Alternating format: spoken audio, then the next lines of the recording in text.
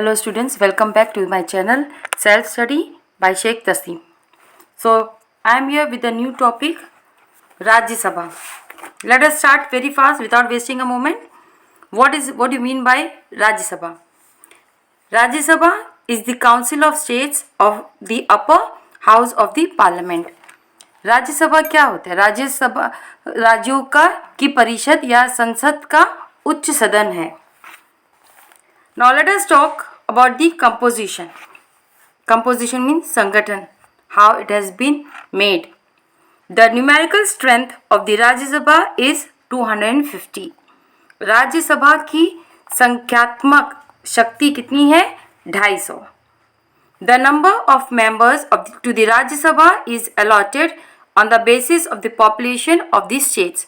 राज्य सभा के सदस्यों की संख्या राज्यों की जनसंख्या के आधार पर आवंटित की जाती है. The states with more population have the highest number of the members while the states with less population have less members. अधिक जनसंख्या वाले राज्यों में सदस्यों की संख्या सबसे अधिक होती है, जबकि कम जनसंख्या वाले राज्यों में कम सदस्य होते हैं. ये तो जाहिर सी बात है कि अगर जहाँ पे जितनी स्ट्रेंथ होगी, जितनी पॉपुलेशन होगी, उतने ही उसकी मेंबरशिप होगी. For example, you can take the very best example of Uttar Pradesh. Uttar Pradesh has as many as 31 members because the population in Uttar Pradesh is highly populated, whereas when we compare Nagaland has only one member. Uttar Pradesh की जनसंख्या ज़्यादा है तो इसके लिए इसके अंदर 31 सदस्य हैं, जबकि नागालैंड में केवल एक सदस्य है, क्योंकि नागालैंड में जनसंख्या बहुत ही कम है. इन Rajya Sabha 238 members represent the state and the union territories. Rajya Sabha में 238 सदस्य राज्यों और केंद्र शासित प्रदेशों का प्रतिनिधित्व करते हैं, जबकि 12 सदस्य कला, साहित्य, विज्ञान और सामाजिक सेवा के क्षेत्रों से राष्ट्रपति द्वारा नामित किए जाते हैं. When we talk about the nominations, so 238 members represent the states and the union territories, while 12 members are nominated by the president from the fields of art, literature, science and social science. The 238 members are indirectly elected. Now, जो 238 member होते हैं वो अप्रत्यक्ष रूप से चुने जाते हैं. Elected members of the Legislative Assembly, they are known as the MLAs, as you all might be knowing, elect the members of the Rajya Sabha.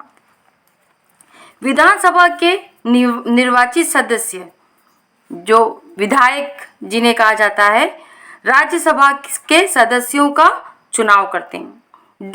They only are nominating the members of the Rajya Sabha. Who are nominating the members of the Rajya Sabha? They are the MLAs. Now let us talk about the terms. The Rajya Sabha is a permanent house. अब हम जब बात करते हैं राज्य सभा की, तो राज्य सभा एक स्थायी सदन है. वो चेंज नहीं हो सकता है, वो बदल नहीं सकता, वो परमानेंट हाउस है. इट इज नीदर डिसॉल्व, और ना ही वो कभी विघटित होता है. 1/3 of its members retire every 2 years. When we compare all the rest of the elections, their terms are for 5 years. But here in Rajya Sabha, after every 2 years, elections are being conducted. इसके 1/3 सदस्य हर 2 साल में सेवानिवृत्त हो जाते हैं. Each member is elected for a term of 6 years. प्रत्येक सदस्य 6 वर्ष की अवधि के लिए चुने जाते हैं। So let us now talk about the qualifications of the members of the Rajya Sabha. To become a member of Rajya Sabha, a person must, अब उनके पास इतनी क्वालिफिकेशंस ये सब ज़रूरी होती है, क्या क्या योग्यताएं उनके पास होनी चाहिए। द वेरी फर्स्ट, ही और she must be a citizen of India, वो भारत के नागरिक होने चाहिए। ही और she must be at least 30 years of age and more than above it. उसकी आयु 30 वर्ष और उससे अधिक होनी चाहिए। जैसे लोकसभा में उसकी वर्ष आयु जो थी वो 25 वर्ष मान्यता होती है, उसी तरीके से राज्यसभा में 30 वर्ष का होना चाहिए। पोजेस साउंड मेंटल हेल्थ, अच्छी मानसिक स्वास्थ्य होनी चाहिए, अच्छा होना चाहिए, depends on the gender. Not hold any office of profit under the government of India, Bharat सरकार के अधीन कोई लाभ का पद धारण नहीं होना चाहिए। नॉट बी अ क्रिमिनल और इंसॉल्वेंट, अपराधी या दिवालिया नहीं होना चाहिए। जिस तरह से लोकसभा की सदस्यता के लिए जो योग्यता थी उसी तरीके से राज्यसभा की भी होनी चाहिए, केवल आयु में डिफरेंस है। Only there is a difference in the age. Lok Sabha at least should be 25 years and Rajya Sabha 30 years and all both the qualifications are same. Now let us talk about the presiding officer. The presiding officer, the Vice President of India, is the ex officio chairman of the Rajya Sabha. Presiding officer, as you might be knowing, in the earlier video I have explained you about the Lok Sabha, and even that in that also there are presiding officer and they are known as पीठासीन अधिकारी। भारत का उपराष्ट्रपति राज्य का पदेन सभापति होता है। In Lok Sabha speaker is the presiding officer और and here the vice president. He और she is the presiding officer and conducts the proceedings of the Rajya Sabha. वह पीठासीन अधिकारी होते हैं उपराष्ट्रपति और राज्य सभी की कार्यवाही का संचालन करते हैं। In the absence of the vice president, the deputy chairman presides over the Rajya Sabha. अब उनकी अनुपस्थिति में उपसभापति राज्यसभा की अध्यक्षता करते हैं। जैसे लोकसभा में presiding officer, who is the presiding officer in the Lok Sabha, the speaker, and in his absence और her absence deputy speaker is responsible for the rest of the work.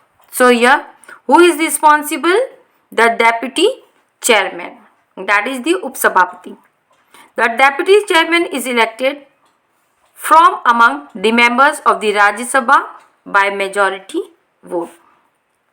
उपसभापति का चुनाव राज्यसभा के बहुमत सदन के सदस्यों में से किया जाता है. They elect the member, the deputy chairman among themselves only, and it is conducted by the votes, and the person who is winning with the majority of the vote is being elected as the deputy chairman of the Rajya Sabha. This is what the explanation for the today, that is the Rajya Sabha. In the upcoming video I will be there with a new topic. यही थी आज का राज्य सभा के बारे में. अब अगले वीडियो में मैं आपके साथ नई टॉपिक के साथ आऊँगी. Before that, if you find my video it's very useful for you and you are collecting the knowledges, the points which you were trying to get, so kindly don't forget to subscribe my channel. Press the bell icon for more and more videos.